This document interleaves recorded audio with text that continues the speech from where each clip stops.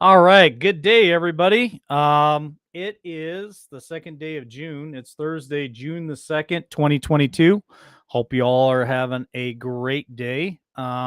Today's headline hits with LW is brought to you by My Pillow. If you guys want to support Mike Lindell and his great patriot movement, which is fighting tyranny right now, you can support Mike Lindell and LWN by going to mypillow.com using promo code LWN. You could save up to 66%. Great products, love them all. I have quite a few of them myself. I've been using them now for a couple of months. Great products. Also, Andy Miles Franklin. Miles Franklin is a big supporter of LWN. Silver still down under $22 an ounce. If you guys have been wanting to get your hands on some silver or some gold, you can go to info@milesfranklin.com. You can also use promo code Liberty Warrior Nation there as well. And that helps this channel keep going. And last but not least, but our Patriot Company out there, 97% of what they sell is made right here in America. You can go to lwnfliptheswitch.com and join the movement over there. A lot of great people joining. Everybody's talking about it. Everybody's joining. Don't be one of those who doesn't join, because honestly, that's what it's going to take to turn this country around. We got to quit supporting the monster and feeding the monster that turns around and uses it against us. So those are our sponsors for today. We're going to hit the headlines and get right into it. So here we go, folks. The economy could be a hurricane. Jamie Dimon warns of an economic hurricane. Now, I won't go too far into this article. If you guys want to catch it, you can catch it over on Breitbart. A few weeks ago, JP Morgan Chase chief Jamie Dimon warned that there was a storm cloud looming over the United States economy. Oh boy, who couldn't tell that?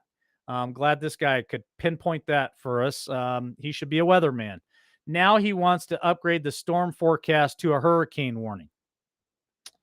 I said there'd be storm clouds, big storm clouds. It's a hurricane, Dimon said at a conference Wednesday. Right now, it's kind of sunny. Things are doing fine. Everyone thinks that the Fed can handle it. That hurricane is right out there down the road coming our way. We don't know if it's a minor one or a superstorm Sandy. You better brace yourself, end quote. That was from the chief of JP Morgan, folks. Just putting the information out there. Believe what you want to believe. My job is to report it and let you guys know, hey, you might want to grab a couple extra cans of chili when you're at the store shopping if you can afford it. Do the things that you can do to prepare you and your family for what's about to happen. All right, next headline. Let's talk about what lawmakers are saying about Joe Biden. Lawmakers blast Biden over record high gas prices. Joe Biden keeps making history, and it's not the history he should be making. Conservative lawmakers on Wednesday expressed dismay as U.S. gas prices broke yet another record, raising 5 cents overnight. Joe Biden keeps making history. Gas is at $4.61 a gallon. Senator Marsha Blackburn, a Republican from Tennessee, exclaimed Tuesday night prior to the 5-cent overnight jump. Near record gas prices and inflation are causing headaches for families across Kentucky and the entire country. We have to cut federal spending to curb inflation and produce more oil, Senator Rand Paul, a Republican from Kentucky, also said Tuesday evening. Indeed, gas prices increasing 5 cents overnight, with the national average for regular gas hitting another record high at $4.67 per gallon. That now represents a 7-cent increase over the last week and 48 cents increase over the last month alone. I think each and every one of us are feeling it at the pumps right now. I know here in my little town, it was $4.67 that I just saw. What was it, yesterday or the day before? So it could be even higher than that. I haven't taken a look. 7 states are now seeing average gas prices above $5 per gallon.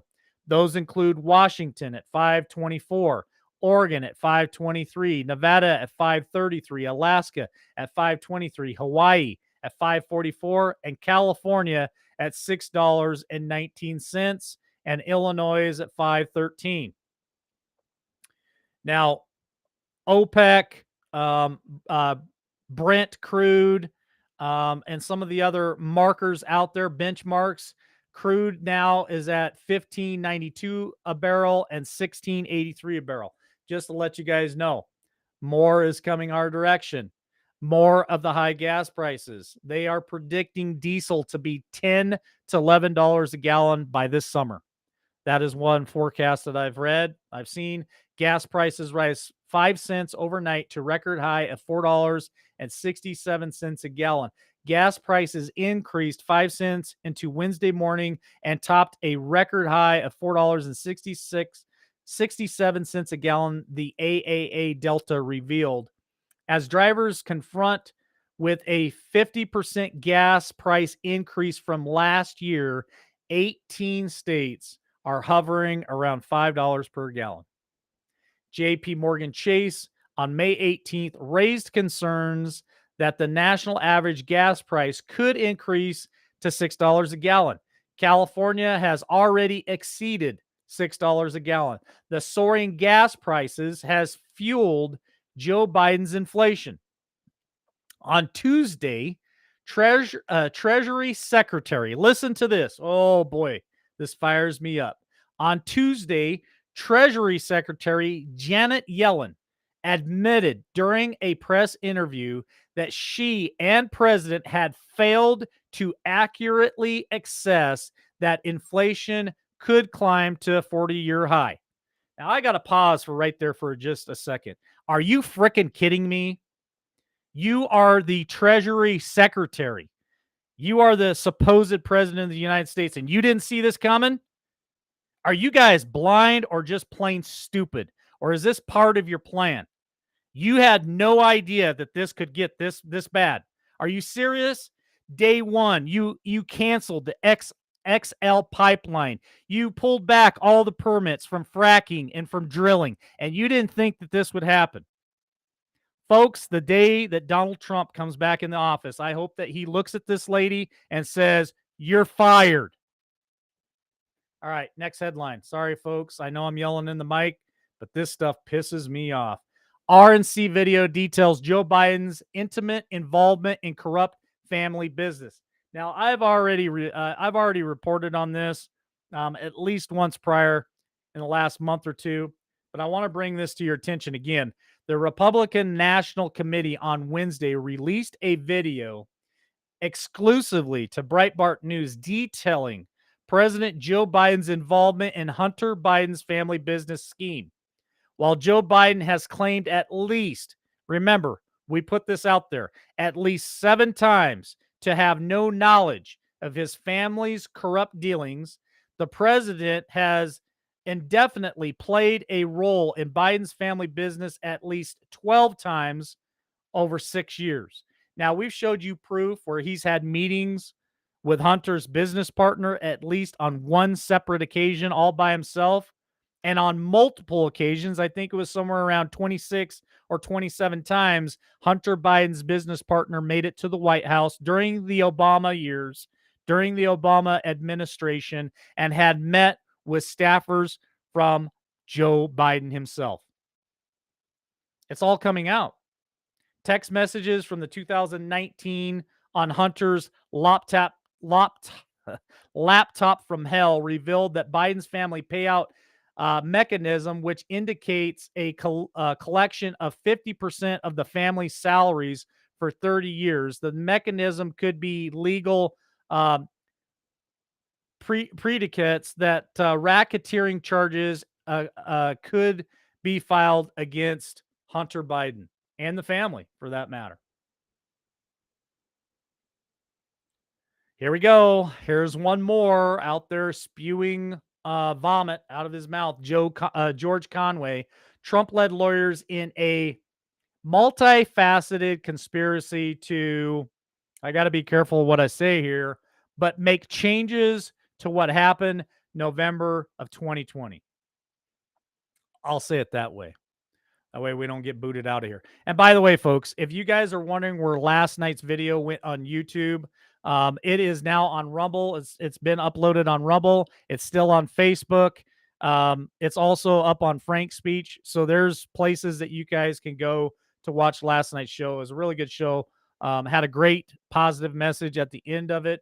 So if you guys didn't catch that, you can catch that over there on Rumble, Frank Speech, or Facebook. Lincoln Project co-founder George Conway said Wednesday on MSNBC's All In that former President Donald Trump led his lawyers in a multifaceted conspiracy to make a change to what happened November of 2020, referring to a memo forwarded to attorney John Espen from a lawyer working with Rudy Giuliani being released by a federal judge. Conway said the judge is absolutely right to order its release under the crime F word exemption. And I can't say that word because if I do, I get picked up by YouTube. But you can imagine what the F word is.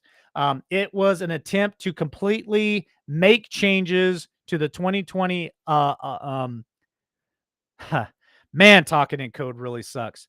Make changes to what happened in November of 2020 and to refuse to comply with the Election Count Act, which governors governors under the 12th Amendment. The counting of the electoral votes by Congress, not by the vice president. There's even a sentence or a phrase in the memo that says any of the outcomes stretched above seem preferable to the allowing of the Electoral Count Act to operate by its terms. They're basically saying do anything but allow the law to operate the way it literally says. Now, this is in Breitbart if you want to catch this article. This is where I really start getting fired up. All right, I'm going to skip ahead and I'm going to talk about J6. He continued, it was an attempt to, I got to be careful on what I'm saying. It was an attempt to change the face of the United States under false pretenses. You can imagine and fill in the blanks yourself. Interfering with the lawful functioning of a government.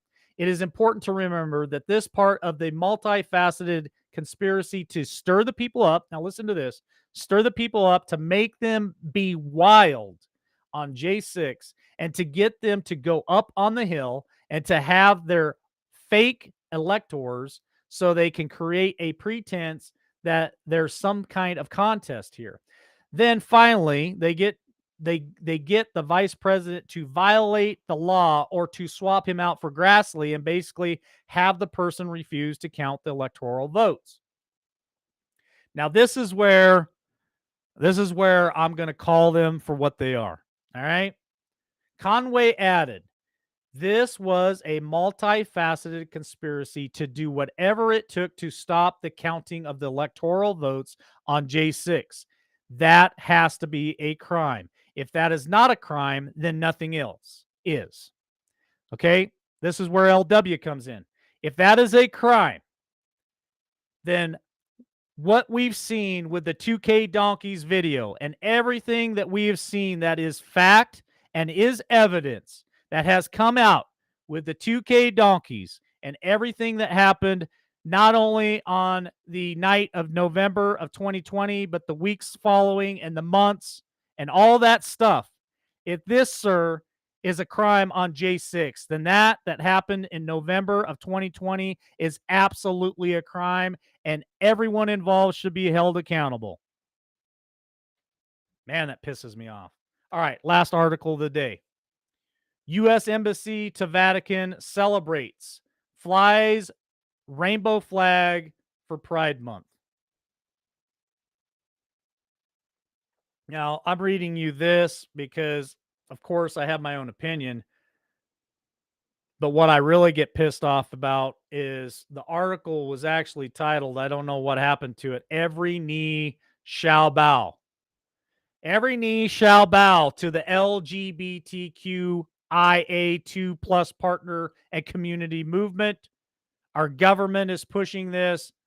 The Vatican is pushing this. There's so many people pushing this, celebrities, politicians.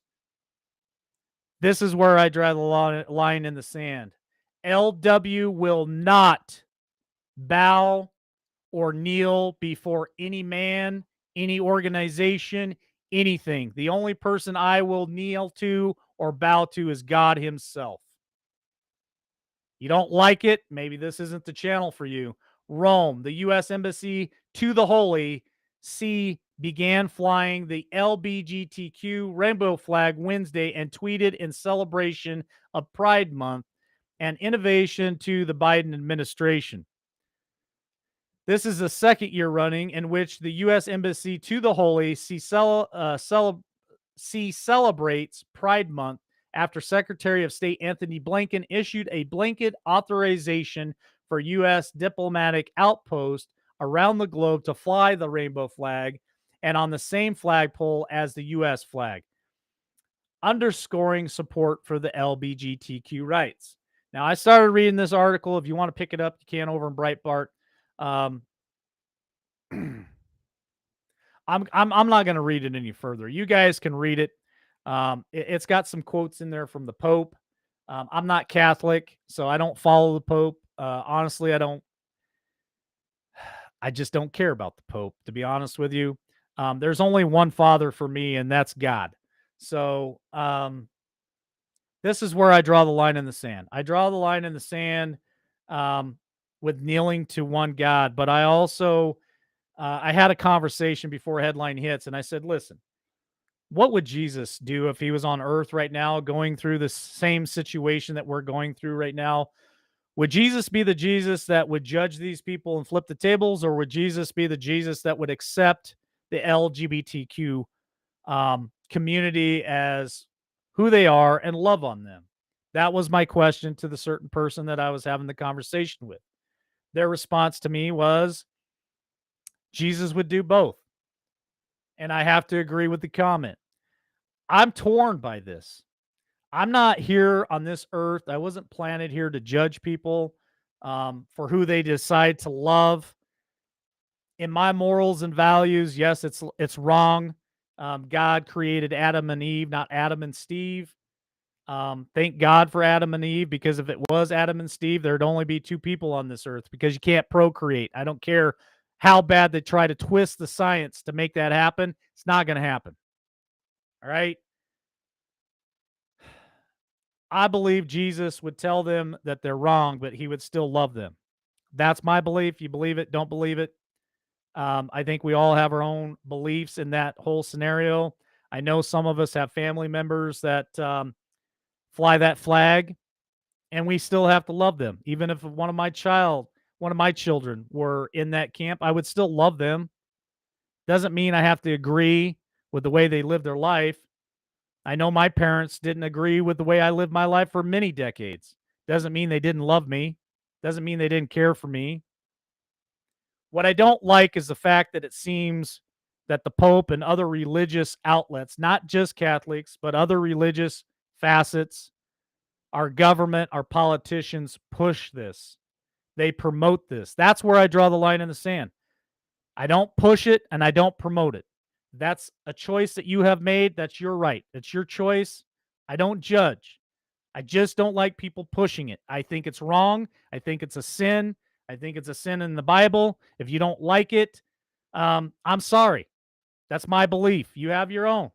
But I draw the line in the sand on promoting it. I don't want it promoted in my schools. I don't want it promoted in my government. And I sure in the hell don't want it promoted into my religion. That does not mean that if there was somebody in this community sitting across the aisle from me in the sanctuary, that I would not walk up to them, shake their hand, and give them a hug and tell them that I love them and that Jesus loves them. But that does not mean I have to accept what they choose to do with their life.